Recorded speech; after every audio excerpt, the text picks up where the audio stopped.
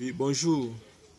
Nous allons commencer une nouvelle vidéo sur la nomenclature des alcènes et alcynes. Mais avant de commencer, déjà, les alcènes sont des composés de formules brutes, CnH2n, de façon générale, et sont des composés qui possèdent une double liaison éthylénique.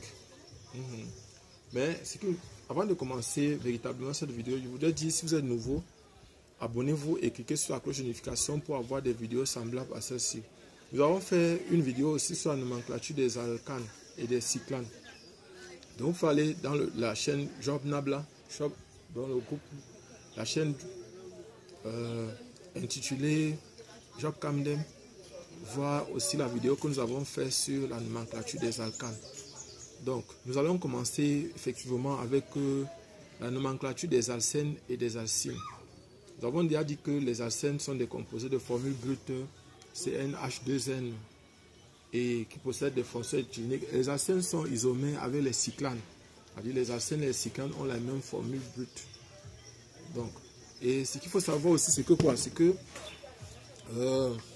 si vous pouvez calculer le nombre d'insaturations, on verra la notion d'insaturation après. Nous allons d'abord travailler sur la nomenclature. Donc, il faut savoir que de façon générale, nous avons toujours, n'est-ce pas, pour la nomenclature des composés, on a ici le préfixe. Après le préfixe, on a la racine du mot, ou bien, ici c'est particulièrement le nombre d'atomes de carbone. Ici on a le suffixe. On a le suffixe ici. Il faut savoir que, voilà par exemple, et à la fin ici, le suffixe par exemple ici, le préfixe sont les substituants. Les substituants. Oui, ici c'est le nombre d'atomes de carbone, d'atomes de carbone. Et ici c'est, le suffixe ici c'est N. Mais l'autre particularité qu'il faut avoir sur la nomenclature des alcènes, c'est que on cherche la chaîne la plus longue, mais qui possède le plus grand nombre d'insaturations, c'est-à-dire le plus grand nombre de doubles liaisons. Cela signifie que quoi? Que nous allons faire quelques exemples. On va d'abord commencer par les composés simples. Commençons simplement. Nous allons utiliser les formules topologiques. Voici par exemple un composé. On va commencer à partir de la double liaison. Nous commençons toujours à partir de la double liaison. Ce composé, c'est celui-ci, CH3, CH double liaison, CH2. C'est 1, 2, 3. Donc voilà par exemple. Et le composé, si son nom, c'est du propre 1N. C'est du propre 1N. Voilà le nom du composé. Ça, c'est la formule topologique. Ça, c'est une formule plus simple. Donc nous allons écrire l'autre. Un autre composé. Bon, en fait, allons-y. Mettons comme ça. Mettons comme ça. Mettons comme ça. Et ici, si on a un composé de ce genre, ce qu'il faut savoir, c'est que le composé ici, c'est du 1. Donc, ce que vous devez savoir, c'est que quoi? Je vais le dessiner ici. C'est un composé qui est comme ça, double liaison C. Ici, c'est CH3, par exemple. Ici, c'est CH3. Ici, c'est H. Ici, c'est H. Donc, quand vous voyez un composé comme celui-ci, ça a eu de ça. Et celui-ci, suivant la règle du Canning-Gold-Prelog, c'est 1, c'est 2 là. C'est 1 ici, c'est 2 là. Bon, le 1 et le 2 viennent du fait que on prend les numéros Z, numéro atomique Z. Les éléments, le carbone c'est 6 alors que l'hydrogène c'est 1. C'est la raison pour laquelle on va mettre 1 ici et 2 ici. Le carbone c'est 6 et l'hydrogène c'est 1. Donc les 1 et 2 se trouvent, on a un mélange. Ça veut dire que ici c'est E. Ce n'est pas Z. Donc ici on aura donc 1, 2, 3, 4. On a donc 1, 2, 3, 4. C'est-à-dire il s'agit du 2E. 2E, on met entre parenthèses, on va dire que c'est du but 2N. C'est du but 2N. Notre composé, c'est du but 2N. On va continuer avec ceci.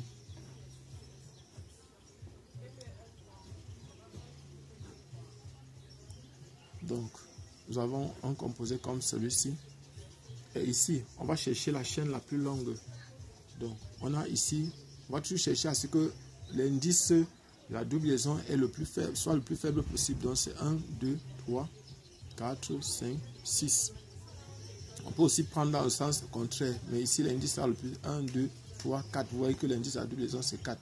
Alors qu'en allant comme ça, c'est 2. Donc, le nom du composé, si ça sera du 4-méthyl. Ça, c'est le préfixe 4-méthyl.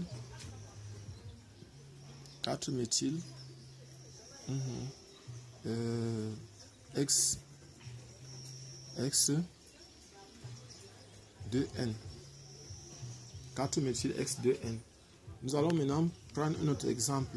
Nous avons par exemple un composé, et j'ai oublié, ici c'est du E. Parce que bon, je vais expliquer pourquoi c'est du Z plutôt. On a ici CH3, CH3, CH2, CH2, CH3,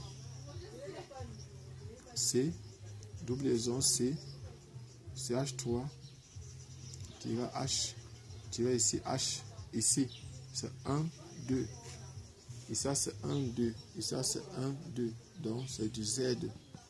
Donc le composé c'est ici, on va d'abord écrire 4, c'est 2Z. C'est 2Z, donc dans le nom du composé il y a 2Z devant. Donc vous devez faire très attention lorsque vous nommez les composés, les alcènes. Voilà donc, bon, prenons un composé qui possède deux doubles liaisons, à l'intérieur duquel il y a deux doubles liaisons. Un autre exemple, nous allons prendre un autre exemple. C'est un composé comme ça, comme ça, comme ça, comme ça, et comme ça. Vous voyez par exemple, bon, voici le composé que nous on a ici. Déjà nous savons que ici ça sera E. Donc nous allons voir, est-ce qu'il faut numéroter comme ça, vous voyez. Ici là c'est vrai. Vous voyez par exemple, nous allons passer plutôt de ce côté.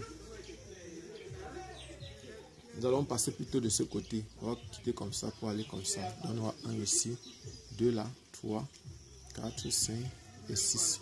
Voilà ce qu'on a.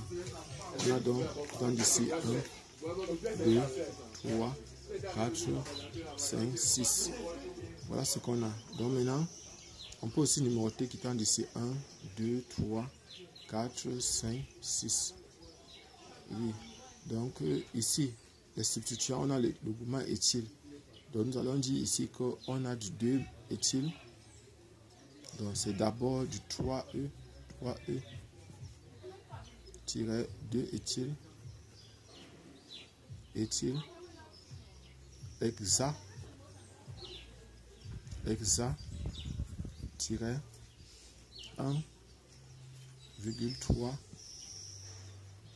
diène. Hexa 1,3 diène.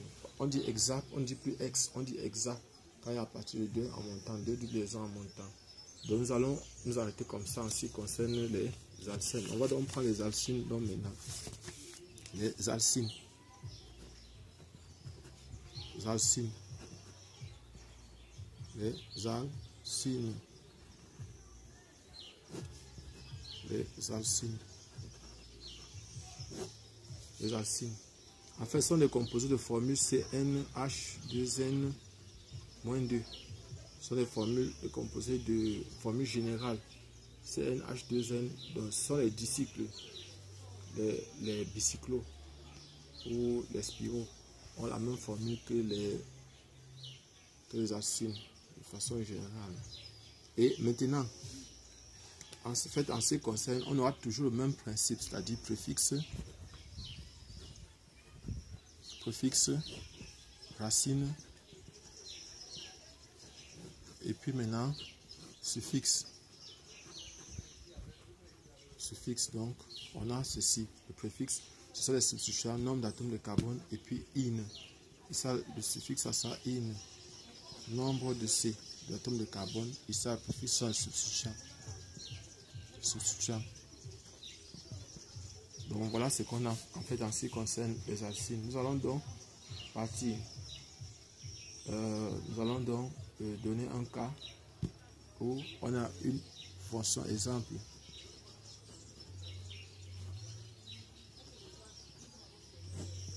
Exemple, on a par exemple un composé comme ça.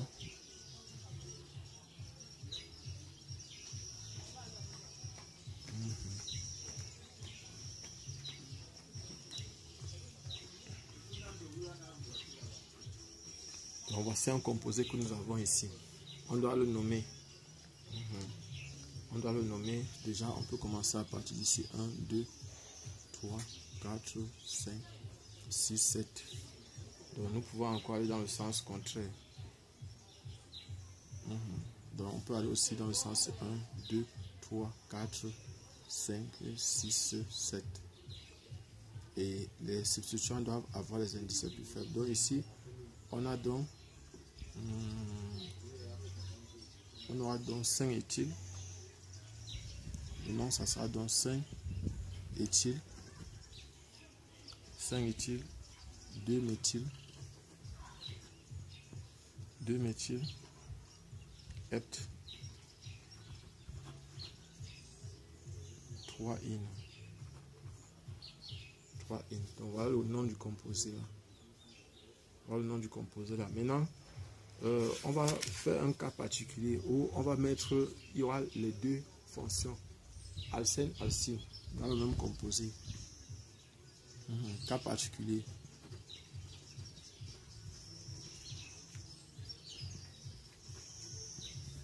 On va faire un cas particulier où il y a les deux fonctions dans.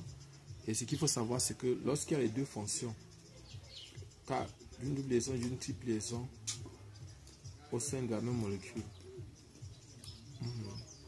c'est la double liaison qui a la priorité, ce qu'il faut savoir. Donc, lorsqu'il y a le double liaison et triple liaison, en cas de présence d'une double liaison et d'une triple liaison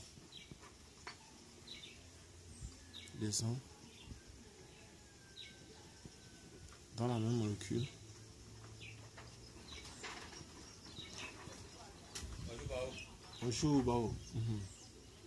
dans la même molécule, c'est la double liaison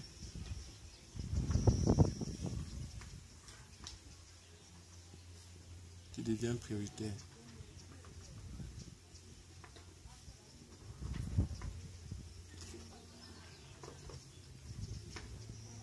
Sur la triple liaison.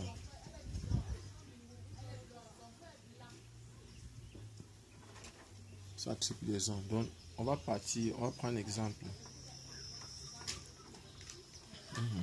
Si on a ceci.